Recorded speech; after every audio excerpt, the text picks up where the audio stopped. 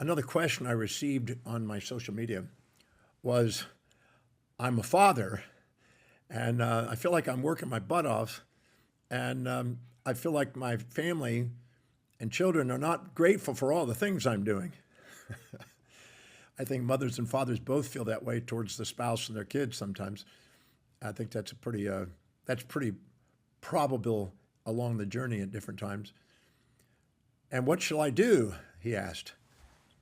Well, people in the family, children, the spouse, and extended family members, they each have a unique set of values and priorities that they live their life by. If they feel that what you're doing is helping them fulfill what they value most, they're more grateful. If they do not feel that that's happening, they're going to be ungrateful. And that's a human behavioral trait. If somebody's doing something and selling you a product that you feel is fulfilling what you want, you're grateful.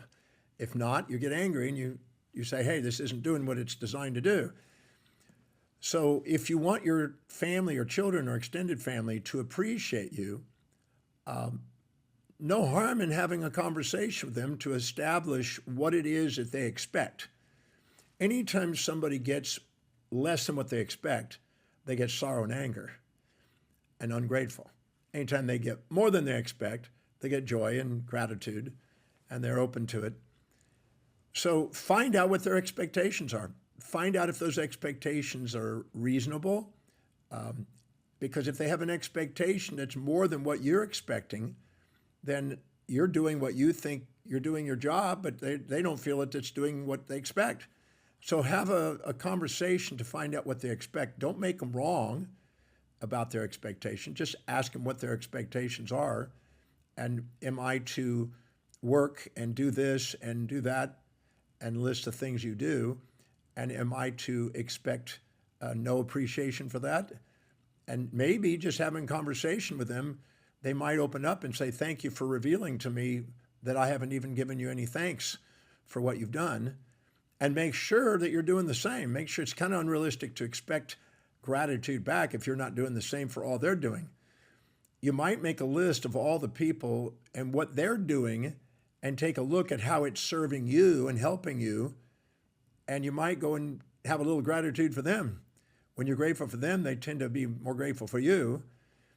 But know that if you don't know what their values are, you don't know what their expectations are, and you're not meeting them, then they're not going to give you the response you want. So take the time to find out what that is. Have a dialogue with them and let them know what you're experiencing. But don't make them wrong. Just say, this is what I'm experiencing. Is my expectations unrealistic? And have a humble dialogue with individuals so you can both be on the same page of what's expected. It's, many times I had a guy go out on a date with a girl and her expectations were pretty high and his expectations are much lower, and he didn't live up to expectations, and she let him know it. And he came back and he says, man, I've been castrated on that date. And I said, well, did you find out what her expectations? Well, I did indirectly. He said, now you may want to go and find out what that is. So you, on the next date, if you're going to have another date with her, find out what the expectations are so you can have a chance to meet them. See if it's something that's realistic. And if it isn't realistic, have a conversation about it. If it is realistic, step up. Find out what it is. Dialogue and communication works. Don't make them wrong for them. Just ask them if they think that's a fair and reasonable expectation and for what you're doing, and have a dialogue and work it out and have integrity in the relationship dynamic. That works in the long run. But just know that if you don't ask them what their expectations are and you don't know what their values are, you have a very high probability of not meeting them because you're guessing at what it is. And many times we project and make an assumption that our values are right and theirs are less important. And then we expect them to live in our values. And anytime we expect other people to live in our values, we have futility, and we're going to be angry and aggressive and blame them and feel betrayed and criticize them and challenge them and feel despaired and depressed and want to exit and escape and have futility and frustration and grouchiness and grief and hatred and hurt and irritability and irrationality. I call it the ABCDEFGHIs of negativity.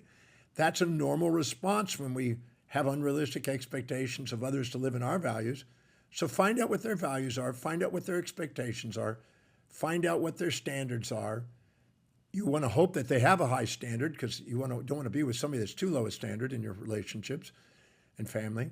And try your best to have a dialogue and communicate and see if you can't find out what their needs and expectations are, see if it's reasonable, negotiate it if necessary, and let them know what you're experiencing and be aware that you may be unrealistic in your expectations. And by the way, the addiction to praise can make criticism painful. So make sure that you're not expecting praise without reprimand and positive without negative. There is no relationship that's going to be support without challenge and peace without war and positive without negative. There's no one-sided relationship. That's delusional. Reality is that people have a set of values. When you communicate in their values, they're nice as pussycats. If you go against their values, consciously or unconsciously, they can be mean as tigers, grateful or ungrateful.